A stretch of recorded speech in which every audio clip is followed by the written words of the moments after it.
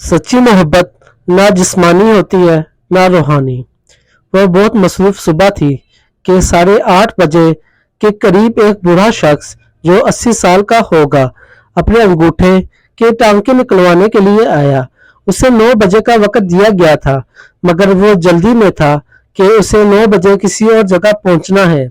मैंने अहम मालूमात ले ली और उसे बैठने के लिए कहा, क्योंकि इसकी बारी आने में 1 घंटे से ज्यादा लग जाने का अंदाजा था।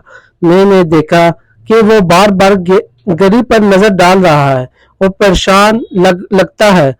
इस बुजुर्ग की परेशानी का ख्याल करते हुए मैंने खुद इसके जख्म का मायना किया और जख्म मंदिल हुआ देखकर मैंने एक डॉक्टर से मतलूबा सामान लेकर खुद इसके टांके निकाल कर पट्टी कर दी।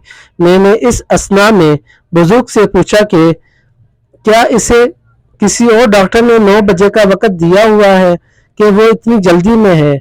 वो बोला कि उसने एक नर्सिंग होम जाना है जहां उसने 9 बजे अपनी बीवी के साथ नाश्ता करना है। इस पर मैंने बुजुर्ग की बीवी की सेहत के बारे में पूछा तो बुजुर्ग ने बताया कि इसकी बीवी अल्जाइम बीमारी का शिकार होने के बाद कुछ अरसा से नर्सिंग होम में है। मैंने पूछा, अगर वो वक्त पर ना पहुंचे तो इसकी बीवी नाराज होगी। उस बुजुर्ग ने जवाब दिया कि वो तो पिछले 5 साल से मुझे पहचानती भी नहीं है। मैंने हैरान होकर पूछा, और आप इसके बावजूद हर सुबह अपनी बीवी के साथ नाश्ता करते हैं, हालांकि वो पहचानती भी नहीं है कि आप कौन हैं।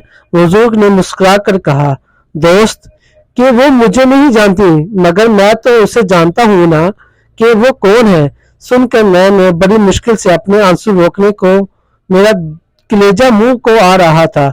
मैंने सोचा, ये है मोहब्बत जो हर इंसान चाहता है।